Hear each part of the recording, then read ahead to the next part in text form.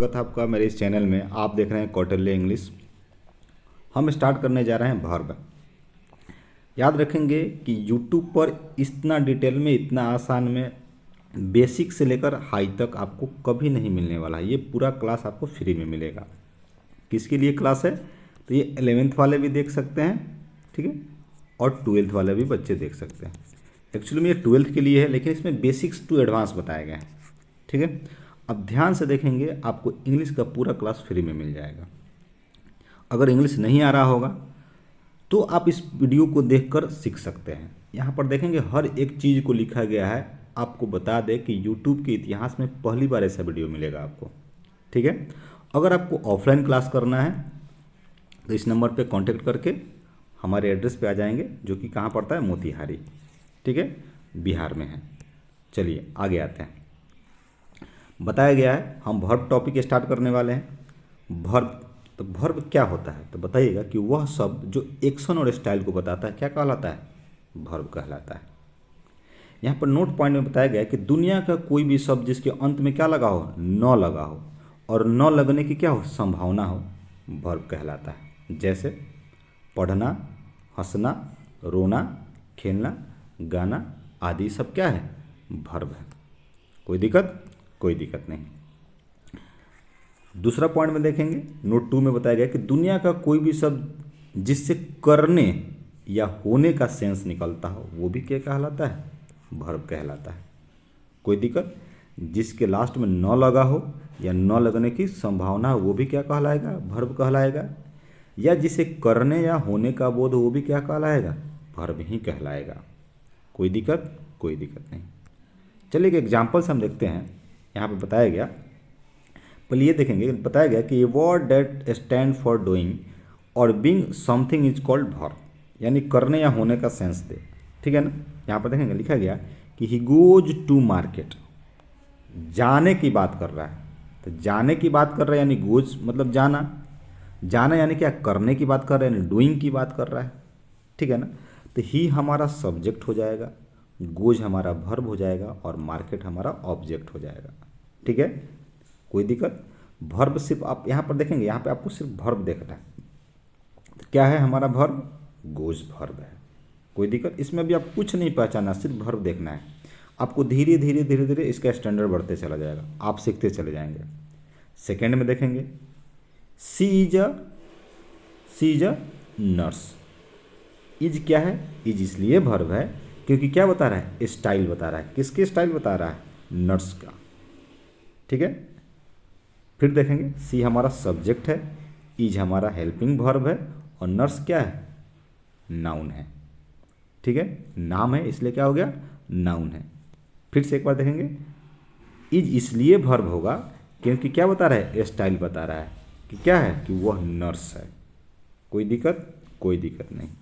फिर से एक बार देखेंगे, बताया गया है आप अगर सीधा वर्ब पहचानने के लिए बोला जाए तो बोलेंगे कि ही हमारा सब्जेक्ट है, ये हमारा हेल्पिंग वर्ब है, ये क्या है?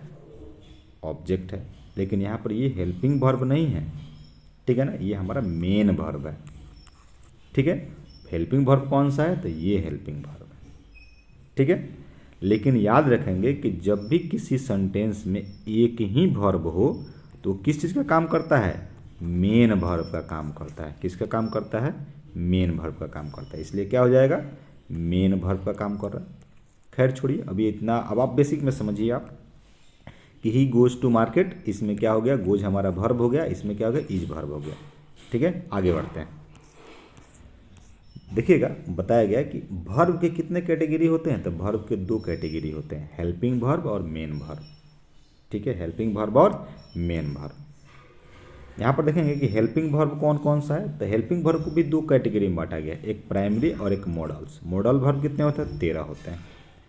प्राइमरी वर्ब को यहाँ पर देखेंगे कि प्राइमरी वर्ब कौन कौन सा है। तो बताइएगा, इज, एम, आर, यानी कि बी के फॉर्म को प्राइमरी वर्ब बोलते हैं, हैव के फॉर्म को प्राइमरी वर्ब बोलते हैं, और डू के फॉर्म को प्राइमरी वर्ब बोलते हैं। बी में कौन सा आएगा? Is, am, are, was, were, be, being, है। उसके बाद हैव के फॉर्म में कौन आता है? Has, have, had. डू के फॉर्म में डू, डज, डिड आएगा। मॉडल्स में क्या आएगा? Can, could, may, might, will, would, shall, would, dare, ये सब क्या आता है? मॉडल वर्ब आते हैं। मोड उसके बाद आता है मेन वर्ब में। तो मेन वर्ब में भी दो कैटेगरी, एक होता है फाइनाइट और एक होता है नॉन फाइनाइट। फाइनाइट में दो हैं, एक ट्रांजिटिव है एक इंट्रांजिटिव है। और नॉन फाइनाइट में क्या है, इन्फिनिटिव्स, जेरंड और पार्टिसिपल। ठीक है, वर्ब के दो forms, helping verb, main verb. Helping verb को भी दो कैटेगरी में बांटा गया और मेन वर्ब को भी दो कैटेगरी में बांटा गया। आपको 12th के लिए सिर्फ यही ज़रूरत है, ठीक है ना, प्राइमरी वर्ब और मॉडल वर्ब, यहीं से सवाल पूछे जाते हैं। चलिए नेक्स्ट में आते हैं। यहाँ पे एक नोट पॉइंट है, देखेंगे, बताया गया है कि इंग्लिश लैंग्वेज का कोई भी सेंटेंस बिना मेन वर्ब का नहीं बन सकता है। ठीक है, अभी आपको ऊपर बताएं कि यदि किसी सेंटेंस में एक ही वर्ब है तो वो क्या कहलाएगा, मेन वर्ब कहलाएगा। यदि दो वर्ब है, एक यहाँ और एक यहाँ, तो एक हेल्पिंग वर्ब होगा और एक क्या होगा, मेन वर्ब होगा। अगर तीन है तो क्या होगा, दो हेल्पिंग होगा और एक मेन वर्ब होगा। ठीक है, चलिए आगे बढ़ते हैं। मेन वर्ब कितने होते हैं, 5 होते हैं। कौन कौन सा, V1, V2, V3, V4, V5। V1 को क्या बोलते हैं, तो बेस फॉर्म जो कि प्लुरल होता है। याद रखेंगे कि वर्ब हमेशा ऑटोमेटिक ही क्या रहता है, प्लुरल रहता है। ठीक है, फिर बताया गया V2 को क्या बोलते हैं, पास्ट फॉर्म बोलते हैं। V3 को पास्ट पार्टिसिपल बोलते हैं। V4 को जिसे ING भी बोलते हैं और प्रेजेंट पार्टिसिपल भी बोलते हैं। V5 को लास्ट में एस और ईएस लगता है, इसको भी बेस फॉर्म बोलते हैं, लेकिन ये क्या होता है, सिंगुलर। याद रखेंगे कि नाउन में अगर एस और ईएस लगाएंगे तो क्या बन जाएगा, प्लुरल बन जाएगा। लेकिन वर्ब में एस और ईएस लगाएंगे तो क्या हो जाएगा, वर्ब में तो ये सिंगुलर बन जाएगा। जस्ट अपोजिट होता है नाउन के। ठीक है, चलिए अभी बहुत आसानी से बता रहे हैं अभी, ठीक है ना, एकदम आसान, बेसिक से समझते चलिएगा। एग्जाम्पल के लिए देखेंगे, यहाँ पर लिखा गया कि सी राइट्स लेटर। एक ही वर्ब है तो क्या लगाएंगे, क्या बोलेंगे इसको, मेन वर्ब बोलेंगे। ठीक है, वर्ब का कौन सा फॉर्म है, तो 5th फॉर्म है। यहाँ पर ही प्लेड हॉकी, कई गो वर्ब है, तो एक वर्ब है। कौन सा वर्ब होगा, मेन वर्ब होगा। I am going to Shimla, यानी इसमें कई गो वर्ब है, 2 गो वर्ब है। कौन कौन सा, एक एम है और एक क्या है, गोइंग है। तो एम कौन सा वर्ब हो जाएगा, तो एम हेल्पिंग वर्ब और going main verb. He is going to Delhi, इसमें भी 2 वर्ब है, एक हेल्पिंग वर्ब है एक मेन वर्ब है। मेरा कहना है कि ऊपर जो आपको कॉन्सेप्ट बताया गया है कि यदि एक सेंटेंस में एक वर्ब हो तो कौन सा वर्ब होगा, मेन वर्ब होगा। यदि 2 होगा तो क्या होगा, एक हेल्पिंग वर्ब होगा और एक मेन वर्ब होगा। कोई दिक्कत नहीं। आगे बढ़ते हैं, चलिए नेक्स्ट देखेंगे। यहाँ पे एक नोट पॉइंट लिखा गया है, बताया गया है HB का मतलब होता है हेल्पिंग वर्ब के बिना सेंटेंस बन सकता है, यानी कि हेल्पिंग वर्ब के बिना सेंटेंस बन सकता है, लेकिन मेन वर्ब के बिना सेंटेंस नहीं बन सकता है। ठीक है, एग्जाम्पल देखेंगे, लिखा गया I am an architect, she was a dancer, she has a beautiful home. इसमें देखिए कि वर्ब है कि नहीं है, बिल्कुल है। यहाँ पर एम वर्ब है, वाज वर्ब हैज वर्ब है। ठीक है, चलिए आगे बढ़ते हैं। नोट 2 में देखेंगे क्या बताया गया, तो बताया गया कि primary helping verb English language में 2 काम करता है। क्या काम करता है, तो एक हेल्पिंग वर्ब का काम करता है और एक मेन वर्ब का काम करता है। हेल्पिंग वर्ब अभी ऊपर आपको बताए थे कि बी का फॉर्म, हैव का फॉर्म और डू का फॉर्म। ठीक है ना, ये सेम है कि हेल्पिंग वर्ब और मेन वर्ब, यानी कि प्राइमरी हेल्पिंग वर्ब जो होता है वो 2 काम करता है। कौन कौन सा, तो एक हेल्पिंग वर्ब का और एक मेन वर्ब का काम करता है। ठीक है, चलिए आगे आते हैं। यहाँ पर देखेंगे 3rd नंबर नोट देखेंगे आप, बताया गया है कि यदि हेल्पिंग वर्ब के साथ कोई भी वर्ब लिखा हो तो वह मेन वर्ब का काम करता है। यदि हेल्पिंग वर्ब के साथ कोई वर्ब लिखा हो तो क्या कहलाएगा, मेन वर्ब का काम करेगा। और अगर हेल्पिंग वर्ब के बाद कोई दूसरा वर्ब नहीं लिखा हो तो वो क्या होगा, हेल्पिंग वर्ब ही क्या बन जाएगा, मेन वर्ब बन जाएगा। ठीक है, फिर से सुनेंगे क्या बताया गया है कि यदि हेल्पिंग वर्ब के साथ कोई वर्ब लिखा हो तो वह क्या कहलाएगा, मेन वर्ब कहलाएगा। और यदि हेल्पिंग वर्ब के बाद कोई दूसरा वर्ब नहीं हो तो हेल्पिंग वर्ब ही क्या बनेगा, मेन वर्ब। यानी कि अभी बताया कि यदि किसी सेंटेंस में एक ही वर्ब हो तो क्या उसको बोलेंगे, मेन वर्ब बोलेंगे। लेकिन दो वर्ब हो तो एगो को हेल्पिंग वर्ब बोलेंगे, एगो को मेन वर्ब बोलेंगे। ठीक है, इसमें हम बोले कि he is a good man, कितना वर्ब है, एगो वर्ब है, तो कौन सा वर्ब होगा, ये मेन वर्ब होगा। इसमें देखिए he is a learning English, तो ही इज लर्निंग इंग्लिश में क्या बताया गया है, तो इज क्या है हमारा हेल्पिंग वर्ब है, दो गो वर्ब है, एगो क्या है मेन वर्ब है। समझ में आया। यदि ये वर्ब सिंगल ही एक ही गो रहता तो क्या होता, ये हेल्पिंग वर्ब ही रह जाता। इसमें देखेंगे he does not come to class regularly, negative sentence है क्योंकि नॉट लगा है। डज क्या है हेल्पिंग वर्ब है, और कम क्या है मेन वर्ब है। कोई दिक्कत, एकदम बेसिक है, एकदम बेसिक से चलते चलेंगे, अभी बेसिक है, आगे स्टैंडर्ड मिलेगा इसका। चलें, सेम ये दो एग्जाम्पल है, देख कर समझेंगे। दे हैव एन क्या है, यहाँ पर ध्यान से देखेंगे क्या लिखा गया। आप देखेंगे इसमें वर्ब कितना है, एक ही है, कौन सा है, तो हैव वर्ब है। तो अगर हैव वर्ब है तो कौन सा वर्ब है, एक सिंगुलर, एक सिंगल ही वर्ब है, तो सिंगल वर्ब है तो क्या बोलेंगे इसको, मेन वर्ब बोलेंगे। ठीक है, इसमें भी देखेंगे कितना वर्ब है, दो वर्ब है, कौन कौन सा है, हैव और मेड क्या है वर्ब है। तो एक जो पहले वाला होगा वो हेल्पिंग वर्ब होगा, बाद वाला क्या होगा मेन वर्ब होगा। सेंटेंस है कि they have made a prototype, तो हमारा हैव और मेड दोनों क्या है वर्ब है। चलिए, आशा करता हूँ आपको समझ में आ रहा होगा। नेक्स्ट देखेंगे, यहाँ पर वर्ब के कुछ टाइप्स लिखे गए हैं, यहाँ पर ध्यान से देखेंगे V1, V2, V3, V4, V5। ऊपर आपको बताया गया उसी कॉन्सेप्ट से देखेंगे कि BMR V1 है, हैव भी V1 है और डू भी V1 है, was were V2, had V2 और डीड V2। V3 में आता है बी हैड डन, V3 है। V4 में लास्ट में क्या लगा होगा, ING लगा होगा, और V5 में क्या आएगा, इज हैज डज। सब क्या है V5 के फॉर्म। ठीक है, V1 के फॉर्म को क्या बोलते हैं, फर्स्ट फॉर्म बोलते हैं, जिसे सिंपल प्रेजेंट टेंस में होता है। V2 के फॉर्म को क्या बोलते हैं, सिंपल पास्ट टेंस में होता है, बोलते हैं इसको। V4 को प्रेजेंट कंटिन्यूअस टेंस और V5 को सिंपल प्रेजेंट टेंस। ठीक है, इतना कोई दिक्कत, अगर दिक्कत होगा तो वीडियो को फिर से एक बार पॉज कीजिएगा, पीछे कीजिएगा और देख लीजिएगा। चलिए आगे आते हैं।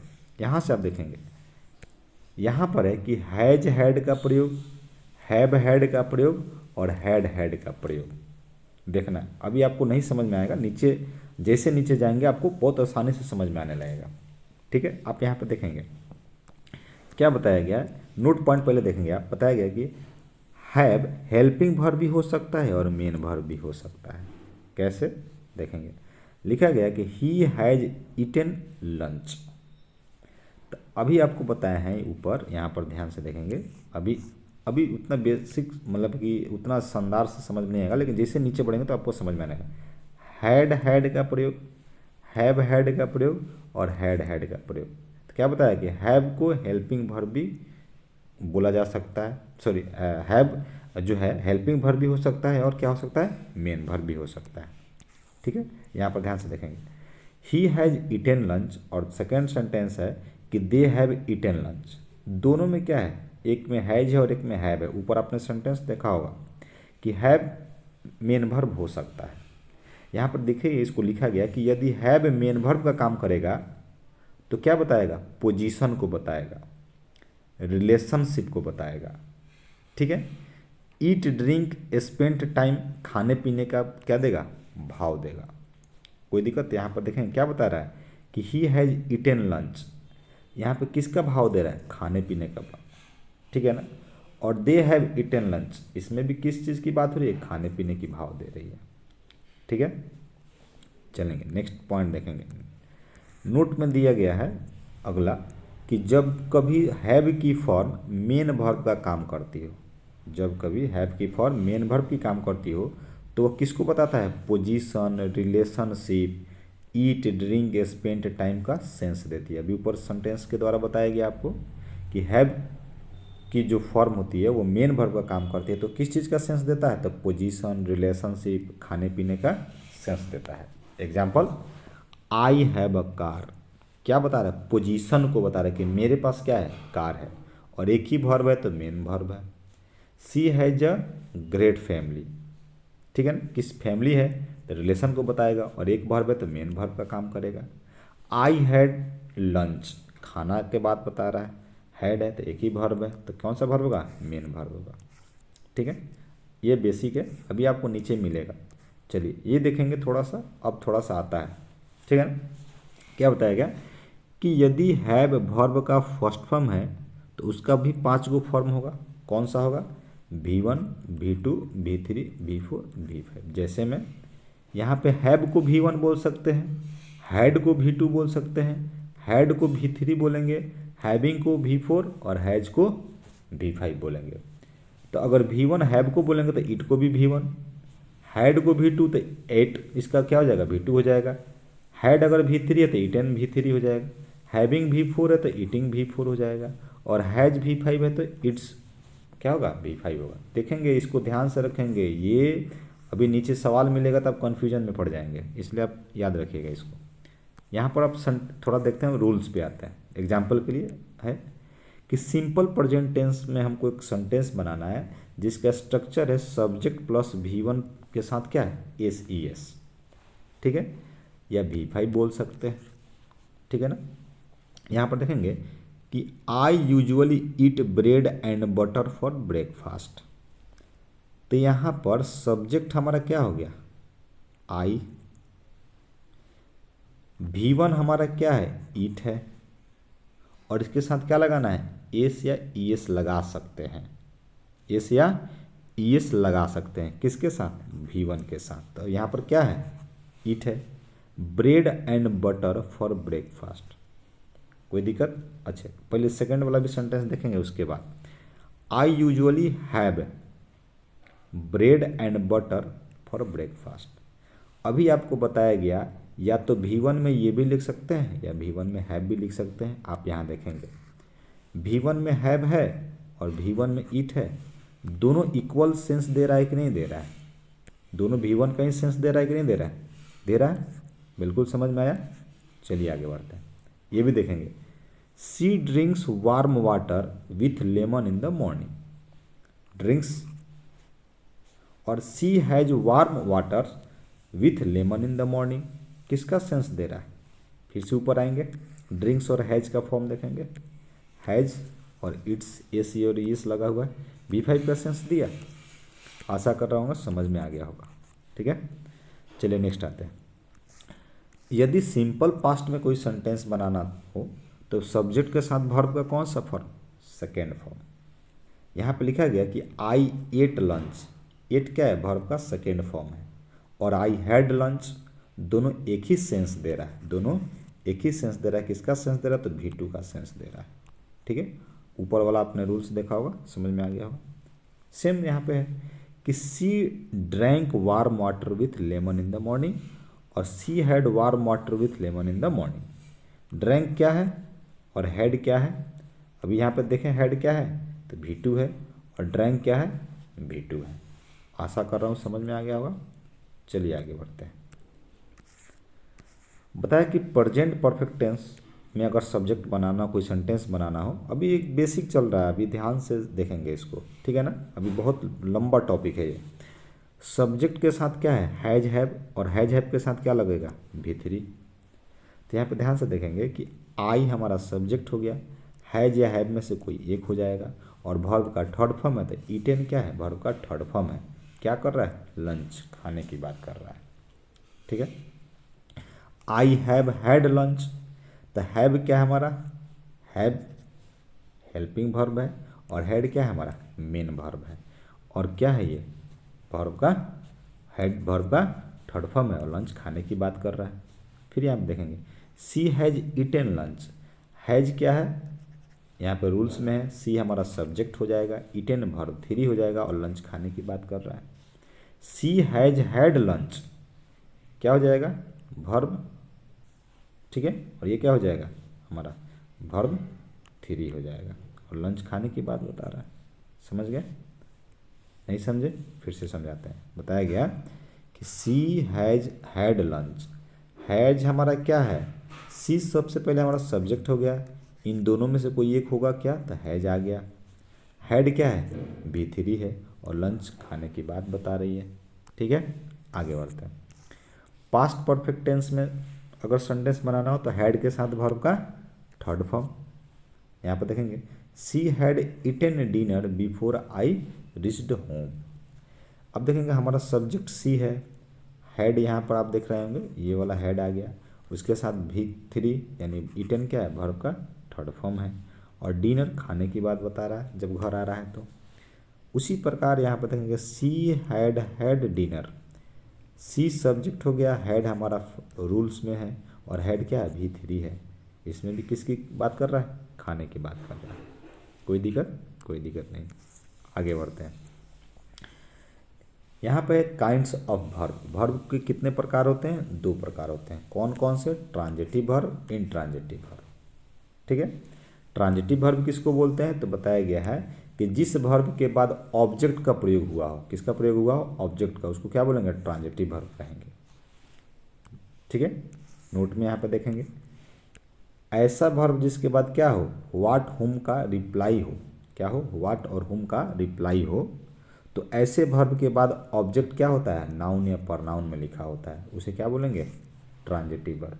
फिर से समझेंगे, ऊपर बताया गया कि ट्रांजिटिव वर्ब किसे कहते हैं, तो यहाँ पर ध्यान से देखेंगे ट्रांजिटिव वर्ब किसे कहते हैं।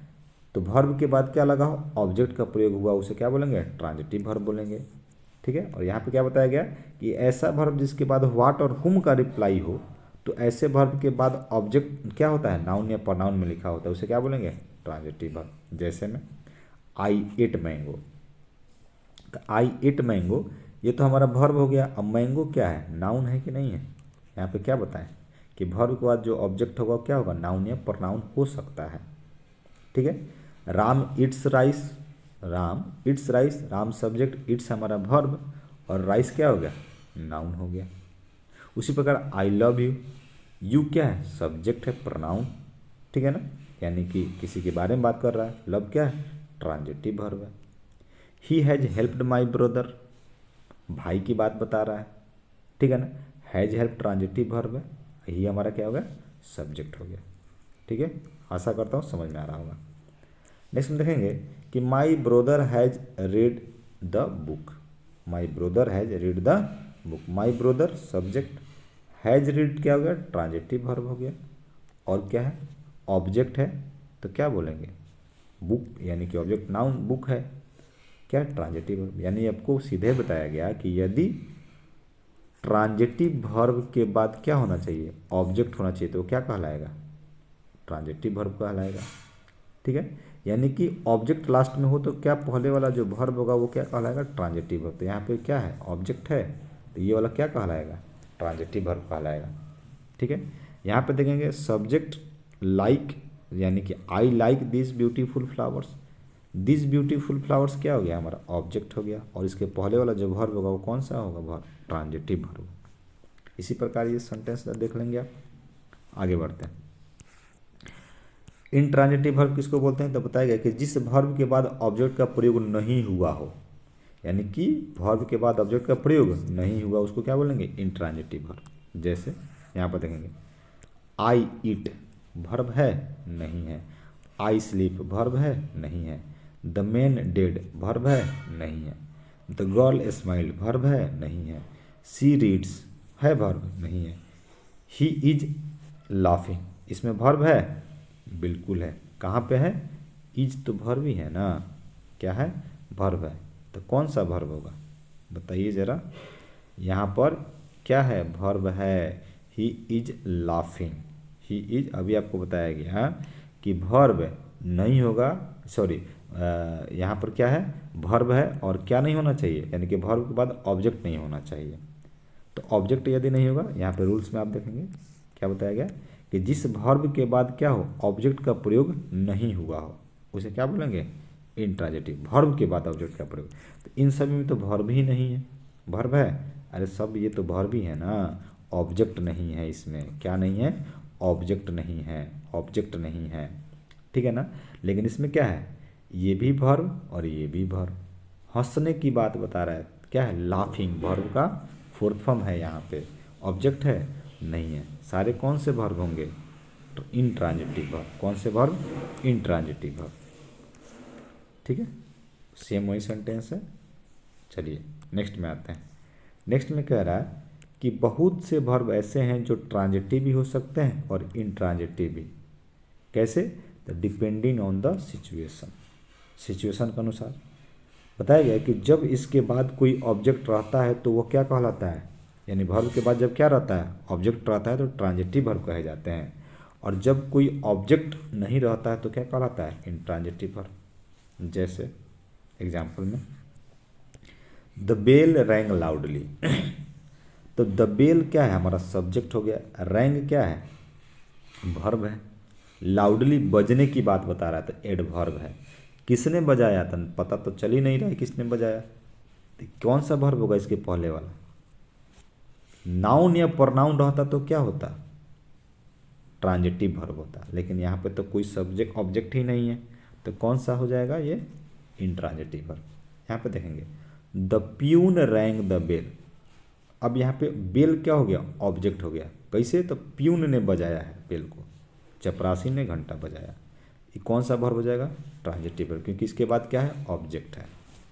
Ram speaks too loudly, Ram क्या कर रहा है, जोर से बोल रहा है, क्या बोल रहा है, कुछ है, लाउडली, ठीक है ना, ये कौन सा वर्ब होगा, इंट्रांजिटिव वर्ब हो जाएगा। कोई दिक्कत? चलिए ये भी देख लेंगे, आप आगे बढ़ते हैं। अब यहाँ पे कि वर्ब्स के फॉर्म्स को देखना है।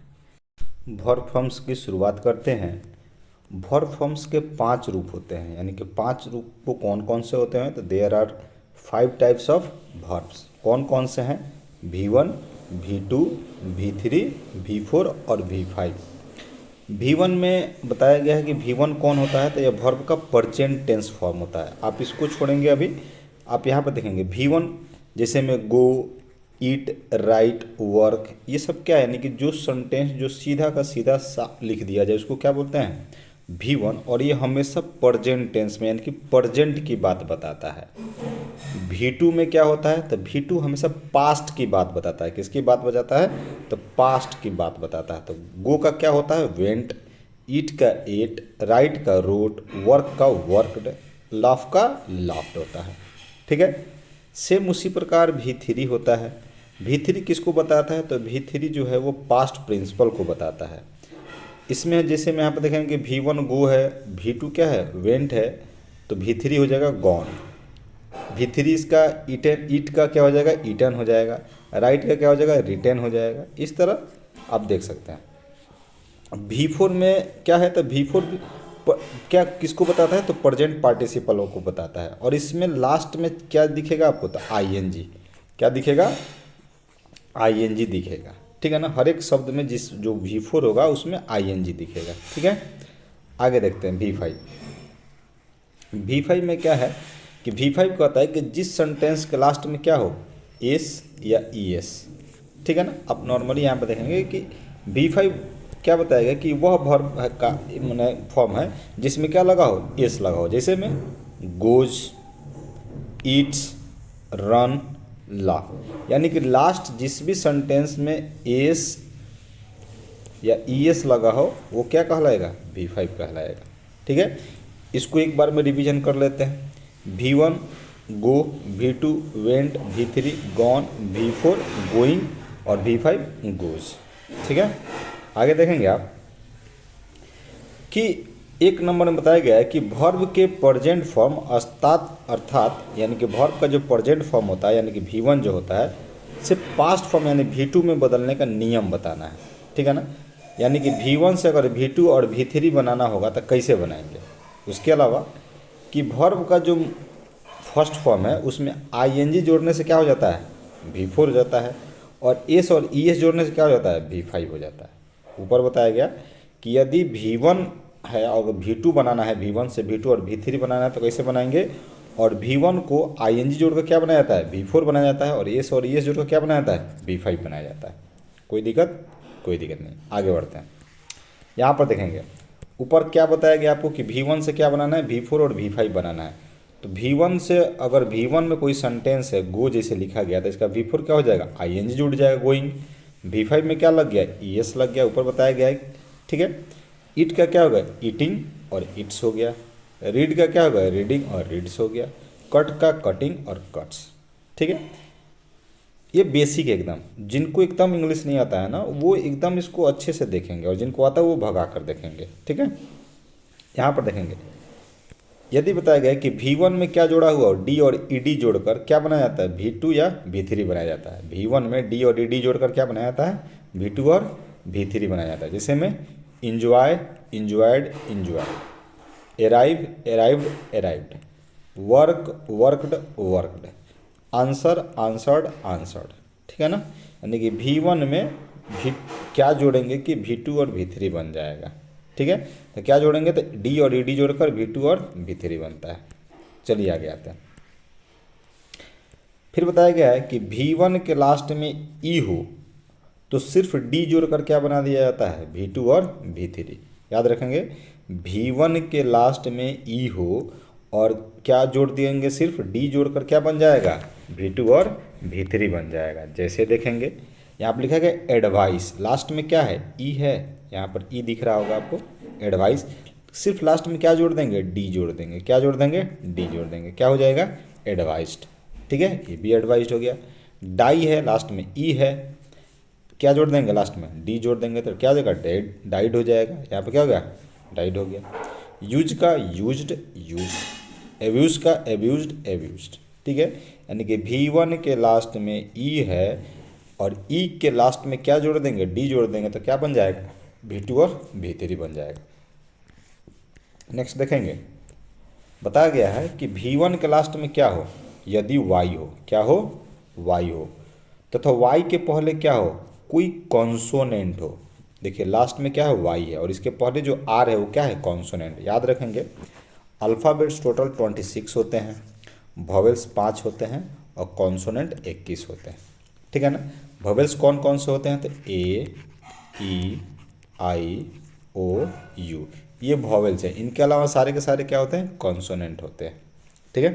तो क्या बताया गया है कि यहाँ पर कि V1 के लास्ट में क्या हो, Y हो, और Y के पहले कोई क्या हो, कॉन्सोनेंट हो। देखिए तो इस पांचों में से कोई है, इस यहाँ पे नहीं है, R है, तो ये क्या होगा, कॉन्सोनेंट होगा।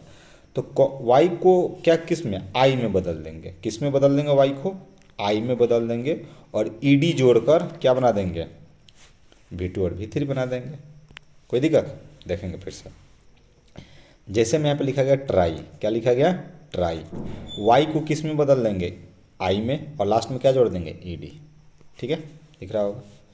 आगे बढ़ते हैं, यहाँ पर देखेंगे डिनाई, Y है तो Y को किस में बदलेंगे, I में बदल देंगे, और लास्ट में क्या जोड़ देंगे, ED जोड़ देंगे। क्या बन गया, V2 और V3 बन गया, ठीक है। Cry, cried, cried, cry, cried, cried, ठीक है ना। सॉरी, कैरी, यहाँ पर कैरिड, क्राइड, और cry, cry, cry, fry, fried, fried, ठीक है, कोई दिक्कत नहीं। नेक्स्ट आते हैं रूल 4 में। रूल 4 में कह रहा है कि V1 के लास्ट में क्या हो, Y हो, और Y के पहले कोई वॉवेल हो। वहाँ पर क्या पढ़े आप, कॉन्सोनेंट, क्या पढ़े, कॉन्सोनेंट। यहाँ पर क्या है, वॉवेल है। तो वही बताया गया कि Y किसी भी V1 के लास्ट में क्या हो, Y हो, और Y के पहले कोई वॉवेल हो। तो यहाँ पर देखिए तो Y के पहले O क्या है, वॉवेल है, वॉवेल है, बिल्कुल है। तो उसके लास्ट में क्या जोड़ देंगे हम, सिर्फ ED जोड़कर क्या बनाते हैं, V2 और V3 बनाते हैं।